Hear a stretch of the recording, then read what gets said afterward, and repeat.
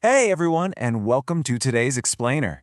Have you ever wondered why, when you look at a brilliantly designed app, a stunning poster, or even step into a beautifully planned room, you instinctively know exactly where to look and what to do first? I mean, it feels like magic, right? But it's actually a deliberate, highly calculated system. Today, we are tackling the true architect of attention, visual hierarchy. This is the invisible force that makes design actually work. It guides your eye, organizes complex information, and just ensures cognitive ease. Let's uncover the secrets behind how designers choreograph exactly what you see. Okay, let's dive into this. A world without visual hierarchy is frankly just pure chaos.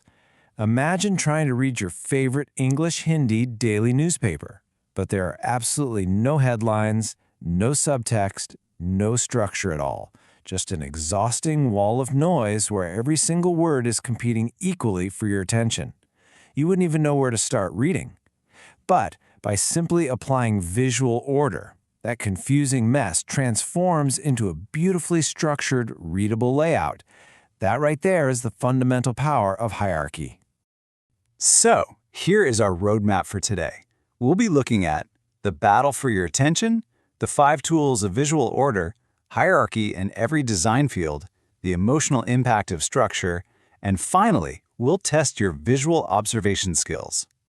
Let's jump right into part 1, the battle for your attention.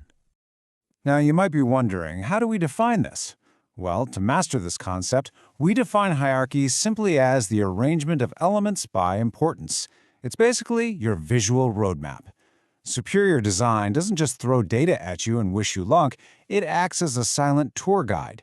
It choreographs your experience step by step to completely prevent user friction. So, the crucial point here is perfectly summed up by this philosophy. Good design is not just about what people see, it is also about how they see it.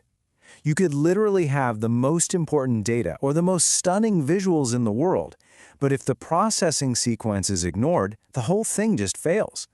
It's all about mapping the viewer's cognitive journey. Moving on to part 2, 5 tools of visual order. Designers don't just guess what's going to work. They actually rely on 5 specific techniques to control your attention. Those are size, color and contrast, placement, spacing, and typography. And while each one is super effective on its own, combining them establishes a visual sequence you literally cannot ignore. First up, size. Obviously, size matters. It is the absolute most instinctual form of hierarchy we have. When designers make an element larger, our brains are hardwired to process it first. It's just like a massive headline naturally dominating the tiny body text in a magazine.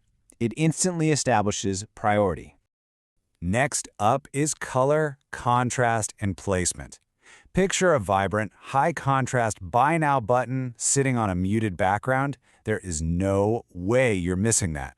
And because our reading patterns naturally flow from top to bottom, placing key elements strategically at the very top or dead center of a composition automatically commands peak attention. Finally, we use spacing and typography. Giving elements some generous breathing room prevents visual clutter. It allows designers to effectively group related items and isolate the critical ones.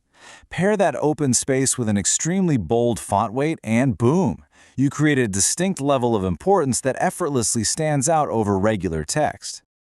All right, Section 3, Hierarchy in every design field.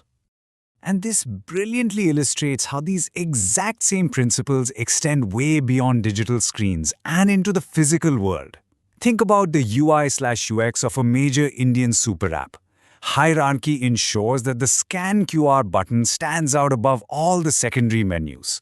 Or in fashion, a beautifully crafted bridal lehenga uses heavy focal embroidery to purposefully draw the eye. In architecture, the traditional open angan or courtyard dictates the spatial importance and the entire circulation of the home. In interior design, picture a brightly colored modern Godrej almirah acting as the focal anchor of a minimalist bedroom.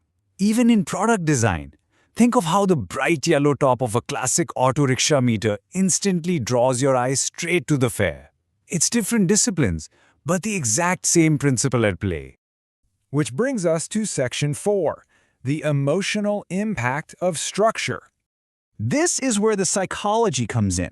Experiencing poor hierarchy is basically like navigating a visual maze. It forces you to work significantly harder just to find what you need, which leads to instant cognitive fatigue and, honestly, just frustration. But good hierarchy, that creates visual comfort. When the flow is logical and elements are weighted correctly, the whole experience feels entirely natural and effortless.